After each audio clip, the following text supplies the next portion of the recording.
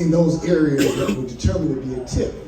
You use that additional tax money to lure businesses in and attract businesses. So we have to have transnational corporations here in Las Vegas that are producing products, goods, services, and resources that are placed in the stream of the national and global economy to bring new money, jobs, and opportunity back to Las Vegas. But it doesn't just stop there. We have an initiative called Las Vegas Business First, where we give incentives to casinos, restaurants, to major mining companies to do business with locals. And as a result, in return, we will give them position front line when it comes to their needs relative to infrastructure. We also have a program to make sure that we're unbundling contracts and making them smaller, providing wrap-up bonding and insurance, providing access to capital, loans, and grants, the things that really attract businesses, but also allowing these emerging businesses to lease equipment rather than require that they own that equipment, and then establishing protege-mentor relationship. I could go on and on, but I would hope that that explains that that's how you attract businesses with programs and money. And Tara, what are you going to do? Or Donna, who's going? Tara, what are you going to do to bring business to Las Vegas? So I spoke to this earlier. I'm a big fan of transparency and predictability. I will bring merit-based decision making to City Hall, not weaponizing and politicizing decisions.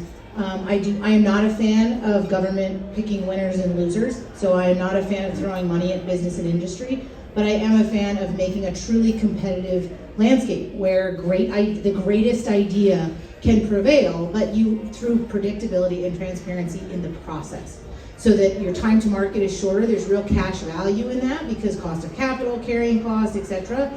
Fees, your permit fees, whether it's tap fees or licensing fees and all these things that, I call it the washing machine of decision making right now. If you engage the city, relative to our peer cities in the region, Henderson, North Las Vegas, Phoenix, Salt Lake City, they're eating our breakfast. They're so much more predictable and navigable, and that really does affect whether or not business and industry wants to come into our jurisdiction. So I do not, incentives to me are problematic and fraught with so many different things because they do end up tipping the scales, and I don't think government should be in the business of picking winners and losers. All right, let's get Donna's comments. How are you going to bring business to Las Vegas? How many of you know about AI? Artificial intelligence, right? How many of you are using that to write different things, including business plans, right? I think nowadays you can have AI write a business plan. You know what AI cannot do for us? Implement it. So I would bring businesses by actually making them happen. Years back, I spent, not just by myself, a group of us sat on many days and many hours to build a strategic plan to make Las Vegas a medical tourism destination. Many hours, many people, smart people sitting at the table. Do you know what happened with that plan? Nothing, right? Nothing, because nobody took the time or wanted to put the effort into actually implementing it. So implementation to me is the one way that we are actually going to see businesses in Las Vegas. Yeah.